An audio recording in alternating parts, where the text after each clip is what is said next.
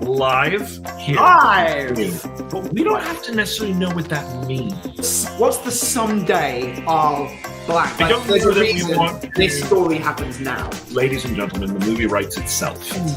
Ooh. I'm still streaming. How do I stop streaming? No! Wipe them out. There we go. Hello, everybody. It is Wednesday, February 15th, and welcome back to Ben and Jake Write a Movie, episode 67. It's so weird. Like, I feel like I'm just skipping episodes because it feels like yesterday was like 63, and I'm like, where's my life going?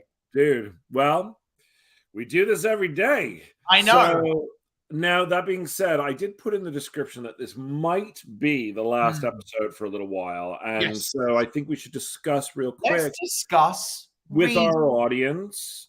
So we've got a lot of work on our plate at the moment. Which is a good thing. Which is a great thing, and we're very grateful. And also, we just need to... You get to moments where you have to prioritize certain projects.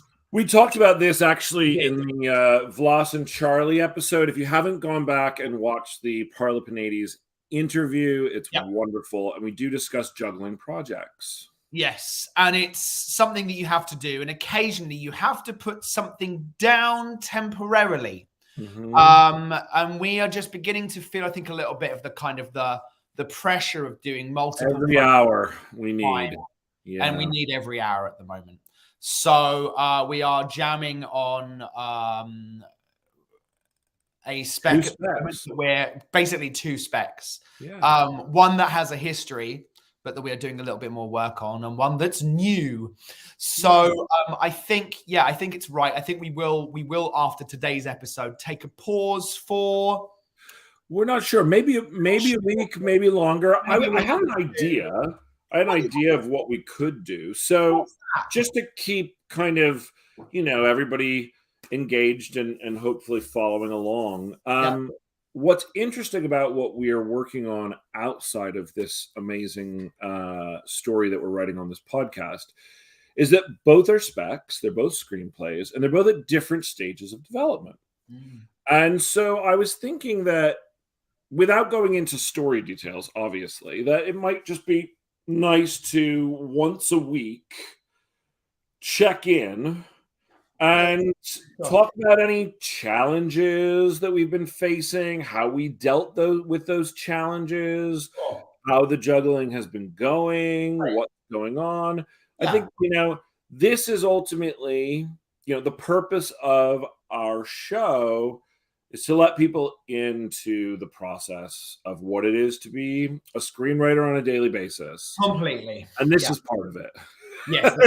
as frustrating as it may be sometimes, Yeah. And I think that it's hard to choose what project you're going to put your energy into, because we all know, anyone who's tried to do anything creative knows, you only get so much energy before you just there's only so many hours in the day. But again, the energy is absolutely a thing. And I think especially, we're not working at the returns line at Walmart. Right. Yeah. The reason I bring that up is because I recently had to return something to Walmart, and the woman behind the counter didn't make eye contact with me once. It was just like going by what,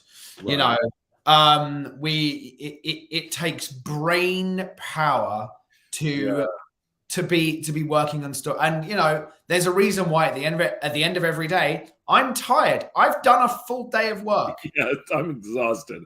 I'm tired at the end of every day. We try, and I think we relatively successfully are able to compartmentalize and go, this section of my mind is for this story, and this section of my mind is for this story, and this section of my mind is for this story, and try and find a way to switch gears in that sense.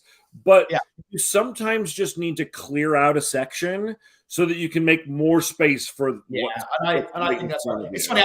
I've been thinking about that later. I'm currently reading two different books. I don't get confused. Well, that's it's like you can watch wonderful. several TV shows at the same, not literally at the same time, but you can, you know, Yes, you can follow two. I think, but that's very passive, and it's different. yeah, no, I agree. Yeah. Watching or reading is more of a passively. I'm absorbing a story. I'm not actually having to create a story. Yeah. It's a very different type of energy. I agree, but I mean, I could be a passive observer on as many of these podcasts as I could possibly do. Totally. Absolutely. You know, yeah, it's more about, yes, I mean, I agree. I think it's about hours in the day and creative energy, and we really do want to make massive strides towards making those things. We've set ourselves a deadline on one of them. I don't know if we're going to make that, but I don't know. You always said, you know, like we talked about the other day, setting deadlines is great. Yeah. If you don't make it, you set a new one. And you just keep pushing forward towards that. I think, you know, I would love to say that episode, you know, well, probably episode 68 will be a recap, and maybe episode 69. But I'd love to say that episode 70 in 2 weeks' time, 3 weeks, it would be 3 weeks' time, actually, that we will be fully back and engaged in Hellfire. But we'll have to see. We've got to make some choices right now, and I think we had to come to the decision that this hour of our day is important to keep that energy going. But since we are here today, Some of me, 50% of me is here today. 50% of Jake is here today. You've got about 75% of me, so total you have 125% of a screenwriter. There you go. Not bad. We had a question yesterday that you wanted to wait on. Yes, we did. And I'm not sure. Channel. Let me go and dig that up really quickly. And it was a good question as well. And there's another question as well that popped up about 5 hours ago, but I wasn't sure who was asking the question. Was it on Facebook? Was it on YouTube? What is on? I believe it was on YouTube. It was yesterday's episode. There's not the only comment on YouTube was maybe it was on our Facebook channel, but there was a question from Eric Cook on our YouTube channel. Yes, that one is newer. Yeah. And so I think we can address that one for right now. I'll see if I can find the one on our Facebook channel for a moment here. Let's have a look. See, let's go to Eric's question, but there was another. Yeah. It was by Michael yesterday. So Eric's question is: Hey guys, still a fan of this series since day one. Thanks, Eric. Appreciate you watching and tuning in and engaging. Yes. Quick question: do you guys expect another Shane Black to burst onto the scene in today's challenging spec market? Or will it be connections like Max Landis, Shay Hatton, and Mattson Tomlin to get ahead, not to discredit their ethic? Curious to hear your guys' thoughts. What do you think? I don't know if we have the same thoughts or not. What do you think?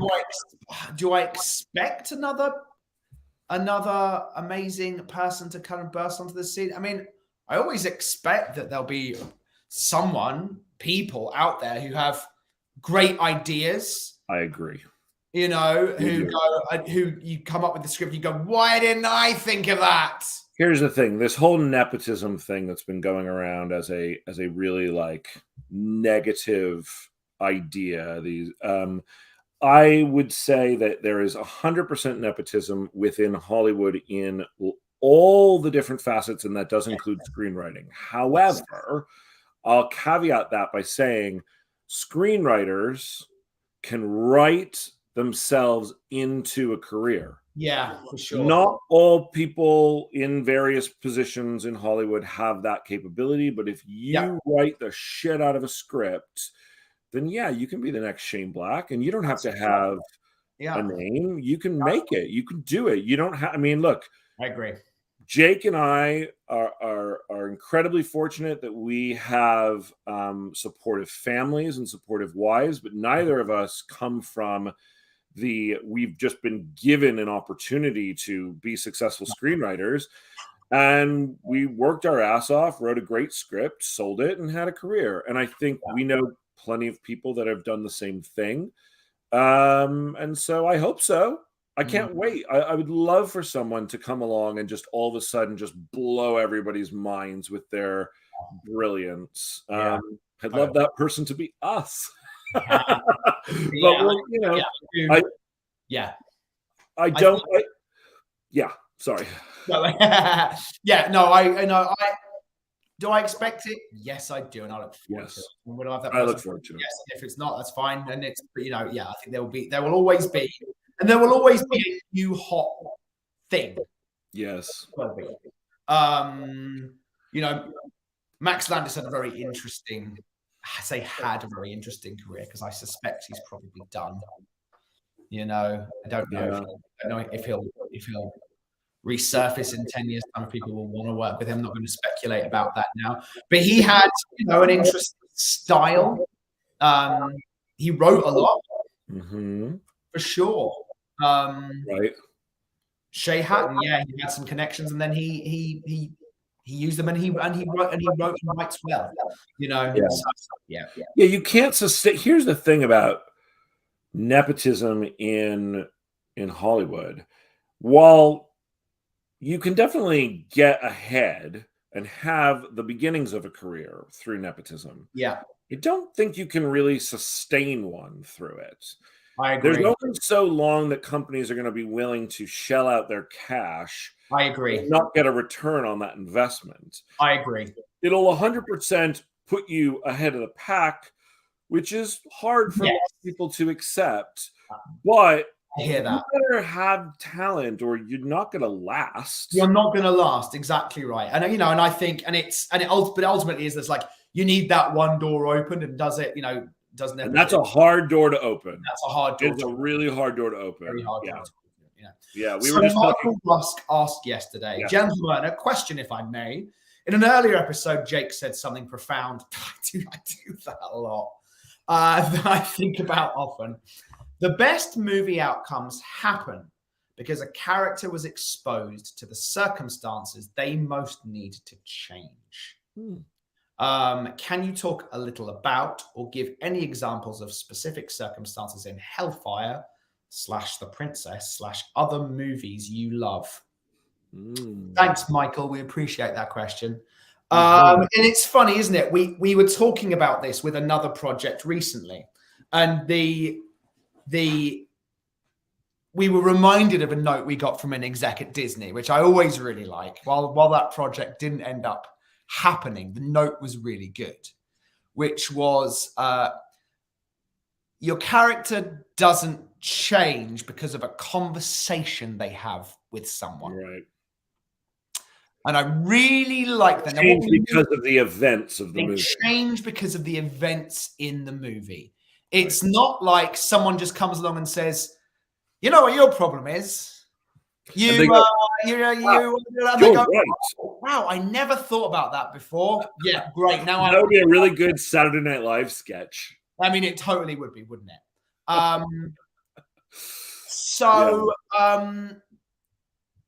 Well, I've got an answer to one of these.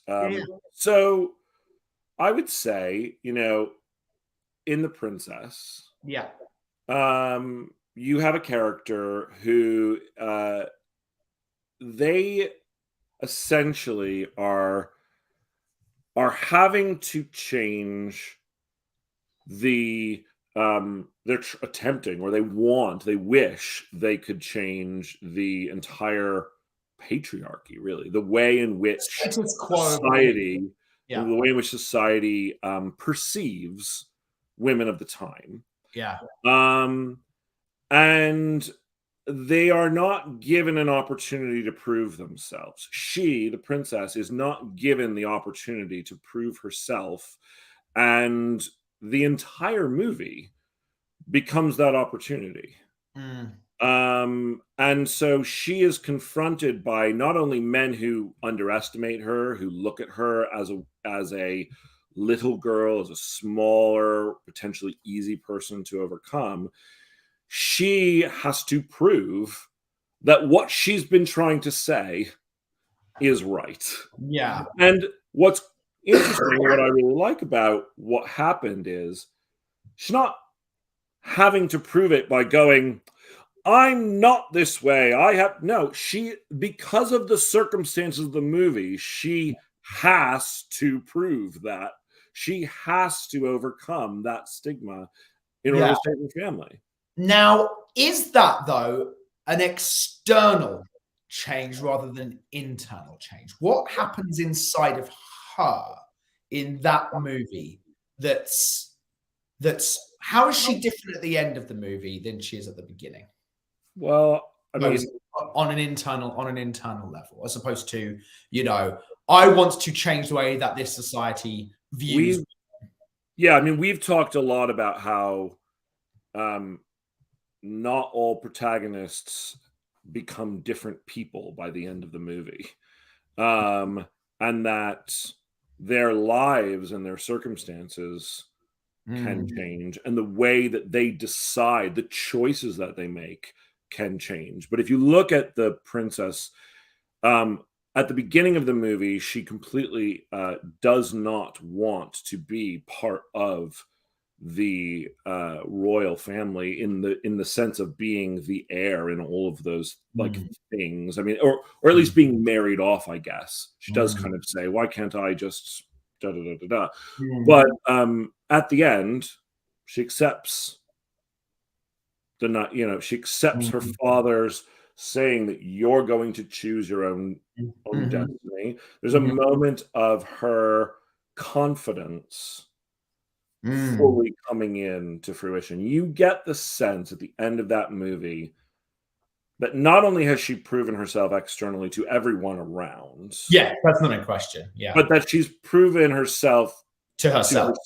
Yes, totally. Yeah, I would she will never go backwards. At the end of that movie, there is no, I'm running out of a wedding chapel because I said yes one time and now I'm changing my mind in the middle. No, she's not going to say yes. Yeah, totally. Like she's going to do it her way. Yeah. And in various versions of that script, I think that was a bit clearer. In that sense. There was definitely a growth to that character of going, I want this, but I don't believe that it's possible for me. And by the end going, regardless of what people have made me to believe, I know it's possible for me and I'm taking it. Absolutely. And I think that was where the original script led her down. And I do think that still exists in the movie. Yeah. Does that make her a different person? No. Does it change the way in which she views her life in the world? Yes. Yeah, totally. So I'll think of, two movies that I love. The first being Aliens. When you meet Ripley at the beginning of that story, she's haunted by the events of Alien, a monster in the house movie, where the only way that anyone can try and survive is essentially by running. One could say at the end, well, she does fight the alien. She does a little bit. She doesn't just hide in the locker and hope for the best. She does force it out the airlock. But Aliens, I'm haunted by the events of my past. I'm haunted by the loss of my daughter while I was away. I am a shell of my former self. I wake up every night having horrible nightmares about things that happened. I'm given an opportunity to face and confront my fear. We land on LV-426. Sure enough, the colonists are all gone. They've all been infected by xenomorphs, all except little Newt, little Rebecca Jordan, who allows Ripley to re-engage with the concept of being a mother. We run, we're attacked, we lock ourselves in, we're attacked. Newt is taken. I've learned how to fire a gun.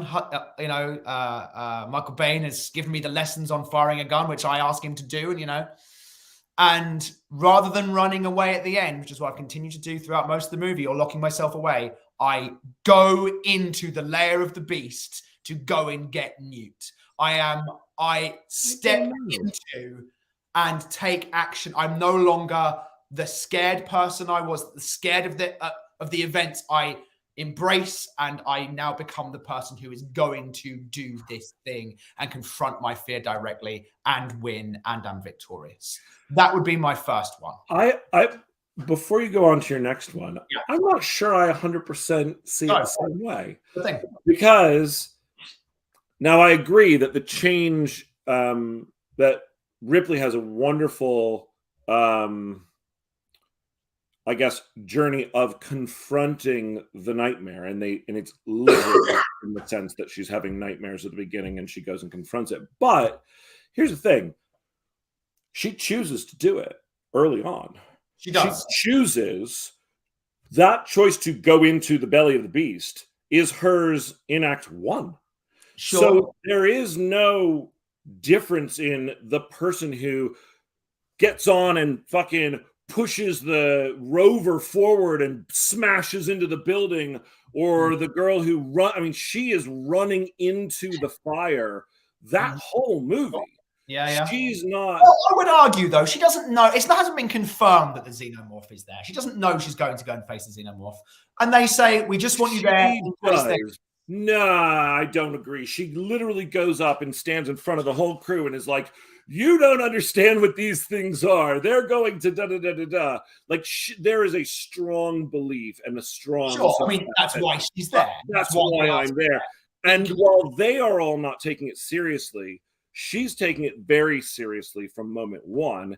And in a way, she's kind of a badass from the beginning of that movie. You have her talking to a bunch of fucking Marines and not standing down and not giving in and not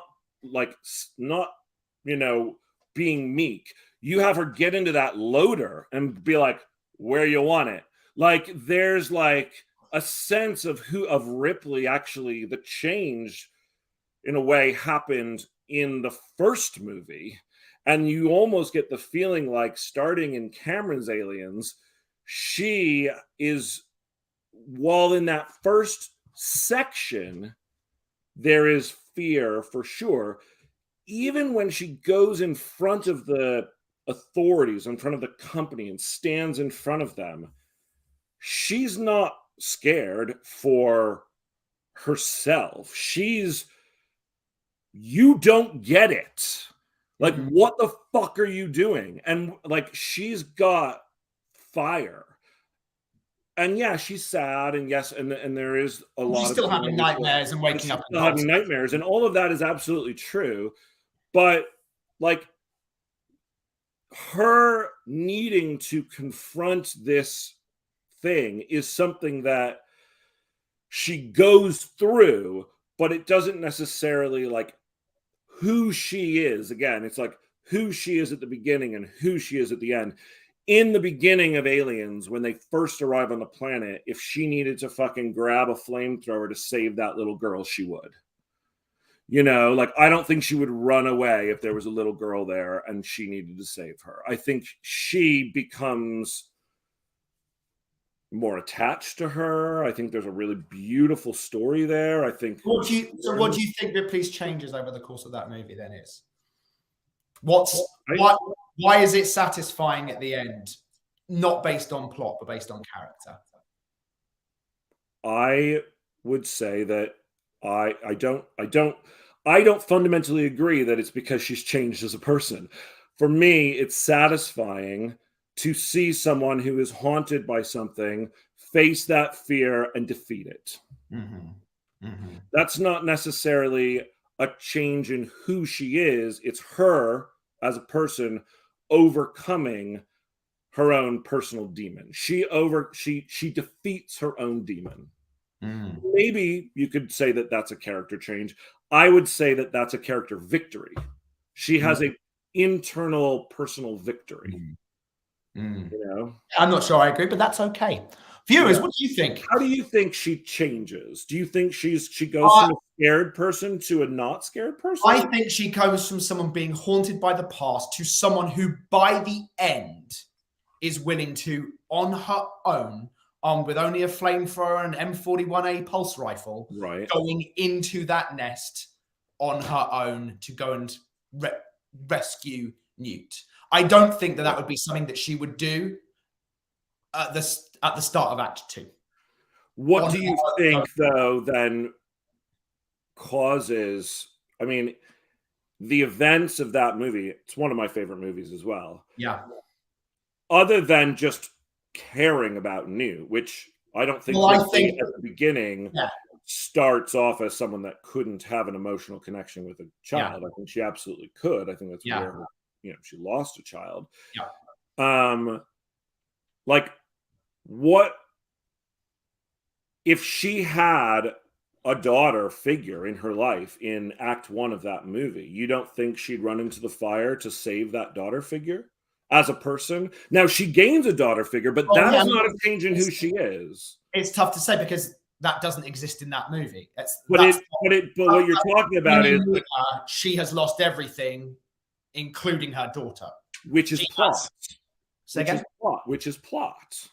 Yeah, but it's also character, isn't it? What's the archetype of the character? She's an orphan.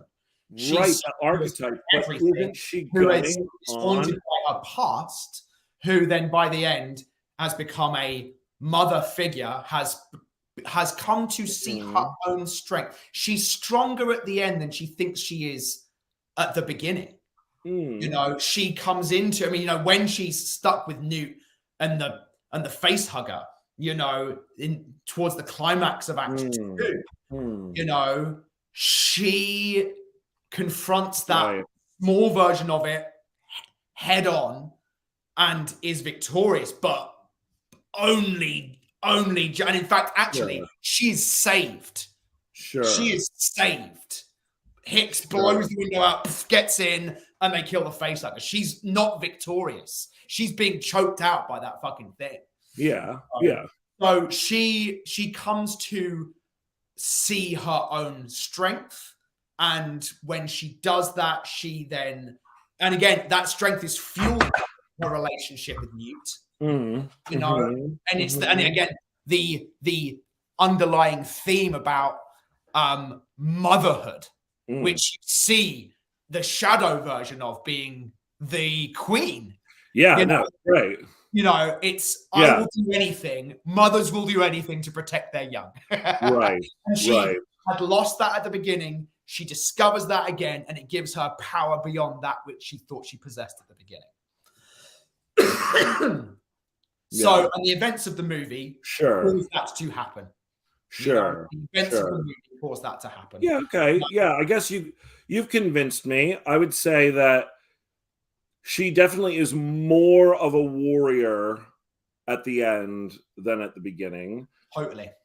But I would say that when she comes out in the power loader, you're like, yes. Yeah. Yes. It is in order to fully defeat my fear, I have to come into my own strength and power. Yes. And she does do that. Totally. Yeah. That's true. Yeah. And then the other example that I always think about is, again, it's small and simple. It is Star Wars, and Luke having this desire and this need to be something more than he is, goes on this incredible adventure, learns of the Force in 5 minutes from Obi-Wan Kenobi. And then by the end of the movie, at the start, even in that final trench run, he's got his computer system down. He's doing it. He's doing what every other pilot before him has failed to do. That we've seen them fire and miss that shot based on the computer guidance system. And he hears the voice in his head, use the Force, Luke, and he turns the computer off and he becomes one with the Force. The Force is with me, and is able to. Right. Would you say, I'm just going back to the question that was asked and the quote I got that he's quoting you, which I don't remember this brilliant quote of yours. But it was excellent. Exposed to the circumstances they most need to change. So again, Star Wars, one of our mutually favorite movies. Yeah. So the circumstance you're saying that he's exposed to ultimately is the needing to destroy the Death Star, or is it just a continuous circumstance throughout the whole movie? And what is it about him at the beginning that he needs to change? Yeah. Using this quote, Totally. that he needs to change, that if he doesn't change, he won't win at the end. Yeah, it's a good question. Yeah, what is this it about like? Belief? Because I think it's about I think it's probably about belief. Yeah, I mean, it's tough because I always hate the "you need to believe in yourself" thing, but you do. It is. I mean, that's Neo as well, isn't it? It It's is. 100% Neo, and Star Wars, Luke and Neo share a lot of the one. They do. Absolutely right, for sure. They're characters who are told how to live and are not really even though, I mean, what's interesting though about Luke is he really does want to leave. He doesn't want to he doesn't go. He doesn't possess the strength to go, fuck you, uncle, I'm going. Exactly. You know, I want to go this season. His uncle says no, and he goes, no, I'm going to go and sulk about it. Right. He goes and sulks about it. But you know what's funny about that is, like, there's also something lovable about the fact that he doesn't say, fuck you, uncle, I'm going. Because he cares about his family. Absolutely. And he doesn't want to see them fail. And he hasn't made that change yet. He's not that. Yeah, he's not like, no, this is the right thing to do. I believe in myself. He's somebody. He's a different. The Luke at the end is different from the Luke at the beginning. But do you think that at the end, if Uncle Owen was still alive, and said, "Okay, Luke, the Death Star's destroyed. I really need you this season." I think Luke at the end, if Uncle Owen was still alive, I really need you this season. I think he was, and again, what he's wanting to do at the beginning is indicative of who he is at the beginning. He wants to go and join the academy. He wants something more. He knows that there is something more out there. The Luke at the end would go, I'm really sorry, Uncle Owen. There is more out there that I need to do, and it isn't like I'm bigger than this farm, and I know it. Yeah. That's really what it is. He just like he needs to learn. His boss came back. He's like, "Do you want to go and do those numbers?" And Neo would be like, "No, I'm good." Yeah, I mean, that's obviously very. Neo doesn't give a shit about his boss and would love to quit. But I think that, like, the change in Neo is really on the nose in that sense. I mean, it's like really like bro in your face. He needs to believe in himself if he is going to take over the power of the One. You know, but what's interesting, again, what I like so much about the Matrix is that belief, if we're talking about the circumstance of the movie, that belief isn't from an egoic place. That belief is almost what I call the quiet knowing, and the quiet knowing that comes from being shot in the chest by Smith and getting back up, you know, which, you know, comes full circle with Morpheus. It's like, so you're telling me I'll be able to dodge bullets? No, Neo, I'm saying that when you're done, you won't have to, you know. He goes in, and again, it's what makes it so great, and that final act so great. He doesn't think he's the one. He never thinks he's the one until he gets back up, looks down at his chest and says, no. You know, I get goosebumps just thinking about that moment because it's so great. Because it's not like, oh, I've fought all the time and I've won. He is running in Act 3 from Smith. Smith is beating him down. You know, he's beating him down and he shoots him and kills him and his heart stops. You know, and then he gets back up. You know, circumstances of the movie proved to him that he is the one. It wasn't just about self-belief. Yeah. You know?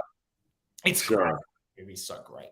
Anyway, so those are, I think, some examples. And while we might, you know, have deep conversation about, I think those are three. And again, those are all three very much hero's journey movies. I think it's probably those kinds of movies. But, you know, again, I think about a movie that we loved the other year, Coda. You know, I loved Coda. Coda is a beautiful movie. If you haven't seen Coda, go and get a subscription to Apple TV and just to watch that movie. It was excellent. I think it won. Did it win Best Movie that year? It might have. I think it did, yeah. You know, a child of deaf parents who doesn't think that she can leave her family because she's the only hearing child with hearing, a person with hearing in this family. They're all deaf. The mother, the father, and her brother are all deaf. She's the only one who can't hear. And early on, her teacher says, you know what, you should try out for this singing program and you could be really good. What does she need? She needs to understand that her parents are going to be okay and that she can go and do this. And over the course of the movie, again, I need to rewatch it, but events happen that make her realize, and her parents realize, that they can let her go and do her own thing. You know, and by the end, she's able to go and do the thing. She needs to let go of feeling responsible for them. Yes. And they need to let her go. Yes. And the events of the movie allow that she needs to know that she can have her own life. Yeah. You know, so that's an example of one that isn't a quote unquote Joseph Campbell hero's journey. Right. It's such a beautiful movie. I get choked up even thinking about it. It was so great. Right. What's interesting, and we come back to like two movies all the time that we both really, really love. One being Raiders of the Lost Ark, and the other one being Die Hard. Sure. And they're very subtle in there. And they're both very subtle. And so the idea of again, the best movie outcomes happen because a character was exposed to the circumstances they most need to change. Well, the outcome of Die Hard is John McClane wins, right? He saves his wife, saves the hostages, and stops the robbery. Yeah. The thing one could argue that John McClane needs to change in the beginning of Die Hard about himself is probably ego. Yeah, I would say. And yet, how is he confronted by circumstances that require him to put his ego aside? I'm not 100% well, it's interesting, isn't it? Because you know, we always talk about the broken glass moment of him going, and he thinks he's lost. And that is the moment, isn't it? But then when he goes to confront Hans, he goes to do it because he has no other choice. Yeah. Right? I mean, like, there's no, like, he's going to save his wife, whether it kills him or not. Yes. I don't see John at the beginning of the movie doing any other thing. He would still go up against Hans in Act 1 in the same way that he goes up against Hans in Act 3. Okay. Like, what's great is that the final moment of the movie of him holding his wife, the two of them together with the blanket over them together, he's realized happened at the beginning of the movie. He's realized what's the most important thing to him in that moment is actually his wife, and life's going to look different. And so the victory isn't about that. It's what happens after the victory, and it's the events of the movie has allowed the hero to move forward post defeating the villain. Like, defeating the villain, he doesn't require the change to defeat the villain. He requires the change to be a better person moving forward afterwards, you know. And Indiana Jones, I think, is the same in the sense of, we've talked a lot about how Marion really is involved in Indy's change. Yeah. And yet at the end of the movie, they're literally tied up together, and all he says is close your eyes. Like, there's no, like, his letting his guard down and letting Marion into his life doesn't change the outcome of the movie. But it does change who he's going to be after the outcome of the movie. You get the feeling, again, as they walk down the steps, arm in arm together, here is someone who life is going to look different now. Yes, you do. And yet the plot, it's through going through the whole journey that has been able to come about. Not one specific moment, and certainly not the climax. That's one of all-time kind of like most memorable climaxes of a movie, and also the most confusing to me as a storyteller. Going, yeah, it's one of those things. Isn't it? It's great. It works so well. I mean, I've loved it since I was a kid. You know, like, and Kazdan does that so well, because again, I would say, Empire Strikes Back. Again, you can't. It's very difficult to hold Empire Strikes Back as a singular movie. It's the middle part of a trilogy, and yet it's just my favorite Star Wars movie. And you go, why does this work? They kind of lose at the end, right? They kind of win, but they kind of lose. I mean, think about it. Indiana Jones completely loses. He's fucked. Like, if that box wasn't actually magical, which he doesn't believe, by the way, he's dead. Like, if those spirits didn't come out of the box and wipe out the Nazis, him and his beloved, who are tied to a post, are gonna die. He failed miserably, like completely and utterly failed, and by chance, the thing he doesn't believe in is real, and he wins. I wonder if there's something that's there that, I mean, just kind of touching again about Marion. Well, you know what? As I was saying that, though, it's so funny. I just thought for the first time this just hit me. The thing that he doesn't believe in ends up being real. What does he do that saves them?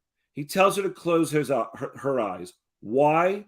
Because in that moment, if it's real, the only way they're going to live is if they close their eyes. Right.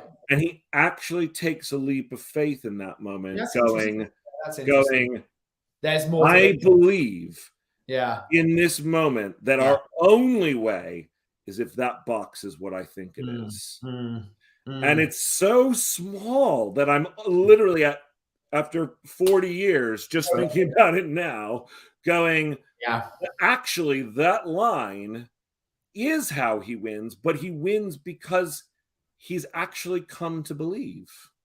It's interesting. That's interesting. Yeah. Because if he didn't believe, he wouldn't say, close your eyes. No, totally. He'd be like, we're going to be fine. It's just the box. Like, this is bullshit. Just when they come back to try and kill us, we're going to have to try and escape. That's interesting. That's what he'd be talking about. But instead, he's like, close your eyes. Totally. I'll be really intrigued to see the new one. I'm so interested. I'm interested. I'm worried, but I'm interested. I love what they've done with the CGI is fucking incredible. Yeah. He looks so good in that trailer. Yeah. So good. As young Indy again. And here's the thing. It's the first one not written by Lucas and not directed by Spielberg, which is really interesting. It is interesting. And I think they've got a really good team on it. And I hope it comes out well. I want to love it. Yeah. I have mixed feelings about Crystal Skull. I think what they're doing here with what appears to be time travel.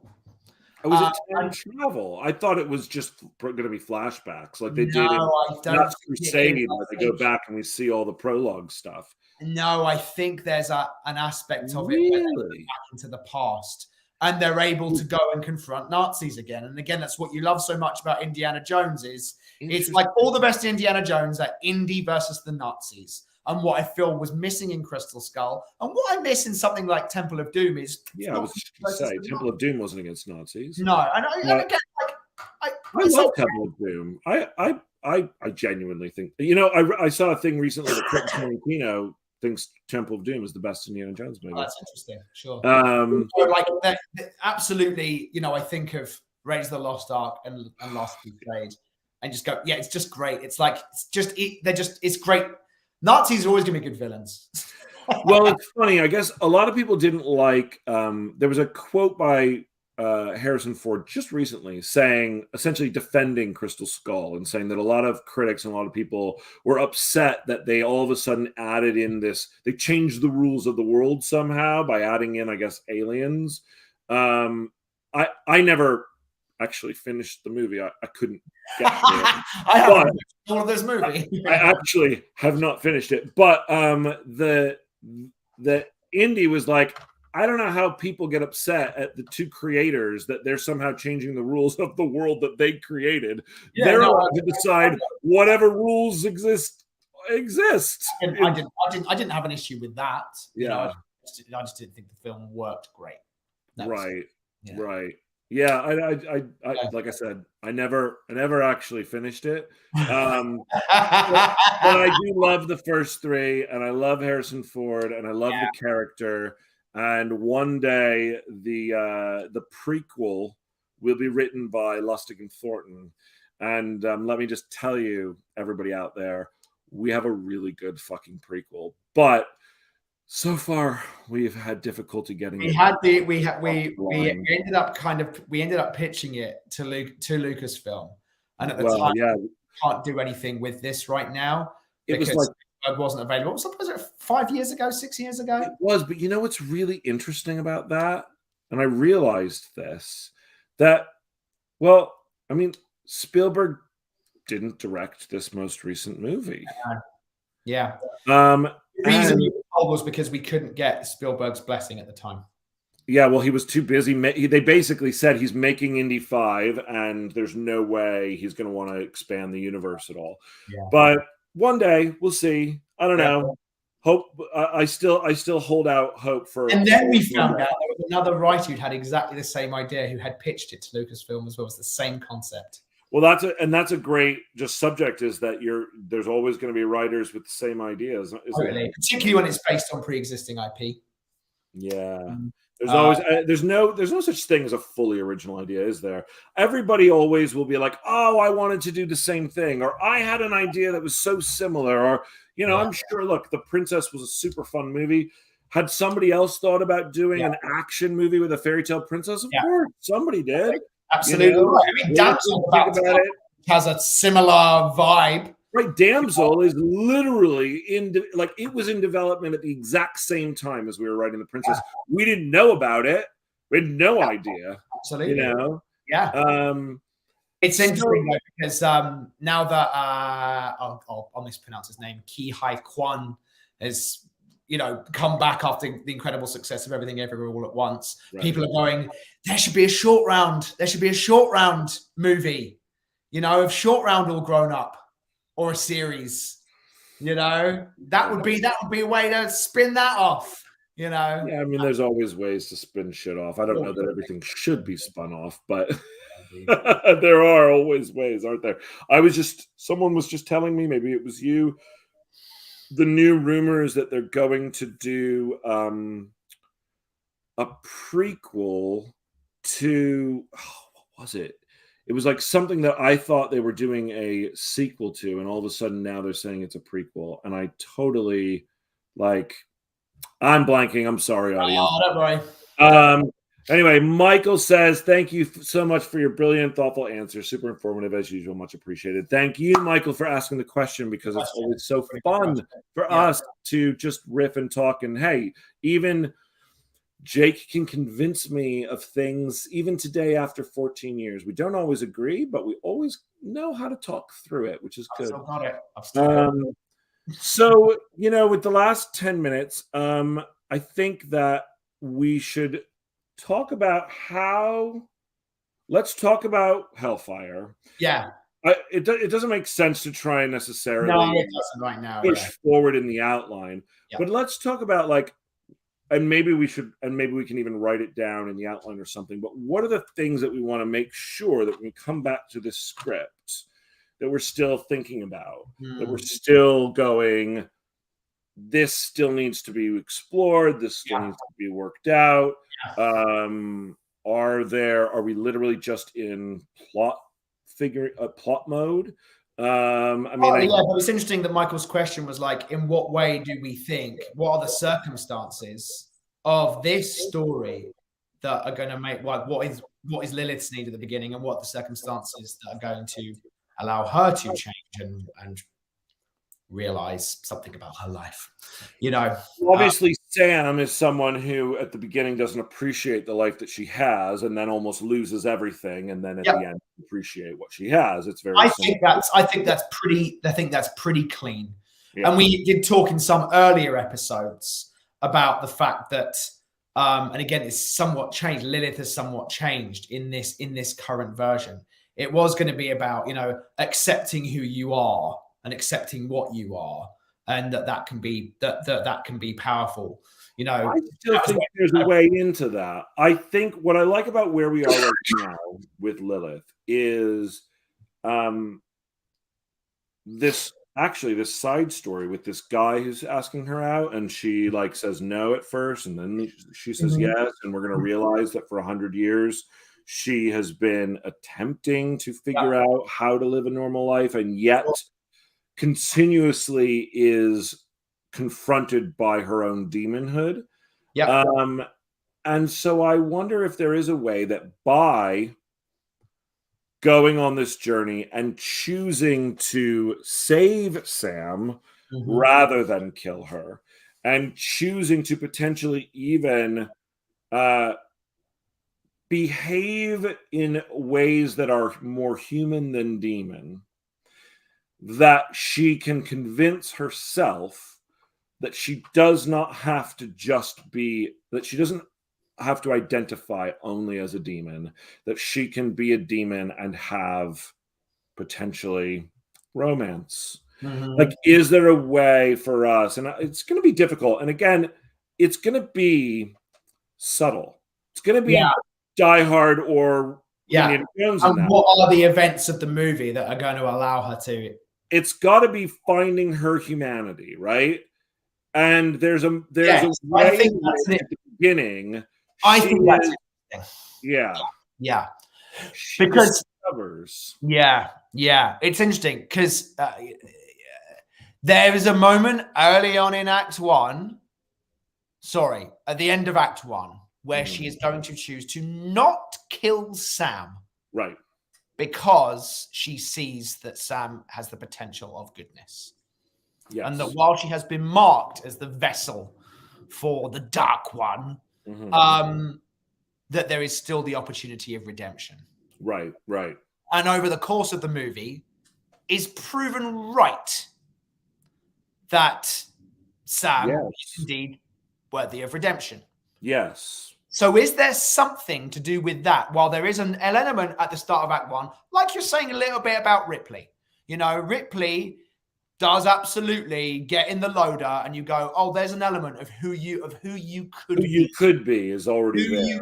You just haven't let it out yet. You just haven't fully let it out yet." That's interesting, and actually, the way you're phrasing that really solidifies to me what you're talking about with Ripley, because actually, the fighter that Ripley is there from moment one. Yeah. She's even fighting through her dreams. Totally. But she hasn't let it fully to the surface yet. Yes. There's still something holding her back from her true potential. Yeah.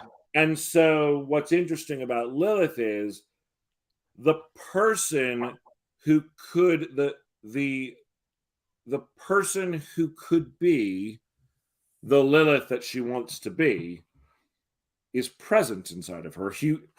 The human side of her is there, but she hasn't fully allowed herself to experience it. She hasn't said yes to a date yet, or allowed herself to have any close personal relationships. Yes. And one of the most human things you can have is bonds with other humans. Totally right. And so the events of being with Sam and eventually Hank, she will experience humanity in a way that she has never experienced humanity before. And by that, at the end of the movie, actually, I'm as human as I can be. Totally. She exists at the beginning, neither fully demon nor fully human. She exists in this weird limbo state, right? The two, and then by the end of the movie, she's like, "Actually, I can be, while I won't be genetically human, right? Humanity that's not what humanity means." Yeah, there's no turning her into a human being. That's never going to happen. Yeah, but it is that kind of like her discovering being human is more than biology. Yeah. And that as someone who chose to literally not be one of the horsemen of the apocalypse, Yes. I mean, that journey for her, interestingly, started 100 years before. Yes, it did. When we meet in the prologue, that journey starts Yes. in the prologue of the movie. For sure. Yes. Like, she has her first moment of change then. Yeah. And she goes, yeah. No. Yeah. Totally. This can't happen. Yeah, absolutely right. Absolutely. And then it's, oh, fuck, I don't know how, I'm not ever going to really change, and I'm not human, and what am I doing? But I've got to get by, and so I have this weird life that's only part human, but really lonely and kind of fucked up. And then I end up with a family. Yeah, weird family. And go, actually, what I did those 100 years ago, that was the right thing to do. For sure. For sure. It'd be interesting if, like, somehow there was also a questioning of whether that was the right thing to do at some points. Totally. Absolutely. I mean, I think, you know, in the final act, or leading up to the final act, it is, you know, why are you protecting them? This could all have been over. Yeah. You know, had I just pulled that trigger back then. Or no, I'm even talking about why in the prologue. Why stopping the White Horseman? Like, why is humanity worth saving, essentially? Is that kind of tropish theme? Is there a moment in the movie where she goes, maybe I should have just let it happen 100 years ago? Yeah. Well, why is humanity worth saving? What are the events in this movie that make her realize humanity is worth saving? She questions it. The confirmation, like, what confirms to her that her instinct was right then and her instinct is right now? You know, humanity was worth saving then, and humanity is worth saving now. Yeah, and I'm the one to do it. Absolutely. Yeah. You know?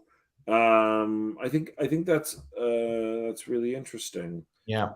I think that moving into, so when we start up again, we're going to be starting kind of right before we move into. Yes, we had made some notes yesterday, essentially about what's happening towards the end of Act 1, whereby these cultists are there. Right, and we talked about watching her for a while, and that Lilith's interference in this is what's going to bring Zod and the other. I had thrown out the twist of her husband potentially being her husband. I'm not 100% closed off to it. I think it requires more. We like a good twist. We do like a good twist, and then sometimes you go, "Oh, what?" Because I don't think there's an opportunity for many other twists in this movie. Sure, no, you're probably right. You're probably right. You know, I love a good Act 2, second half of the movie, like, if not Act 3, like, what? This would probably be 2.2. We'd probably reveal it somewhere in 2.2. Oh, yeah, that's interesting. Sure. Yeah. Yes. And then the kids really would be at stake because the husband is like, I don't care. To sacrifice them to get her. For sure. Yeah. I mean, that's really dark, but kind of fucking cool. Yeah. And she ends up being her kid's only hope. The thing that caused her to lose, she lost her children at the beginning, and she ends up being her kid's only hope. Totally. You know? Yeah. Cool. Good. Yeah, I think that's it. I'm sure we can make it work. We can make anything work. Right. Okay. So for those of you who are watching live, we are going to be taking a little hiatus because we have a bunch of stuff going on at the moment. We are going to pause on this temporarily, but we will be back. And we are looking forward to being back, and we will come back to kind of bring everyone along on our juggling journey, because juggling projects is the way that this goes. Maybe we'll even book an interview for some time in between as well. We have a couple of other writers that we would love to bring on.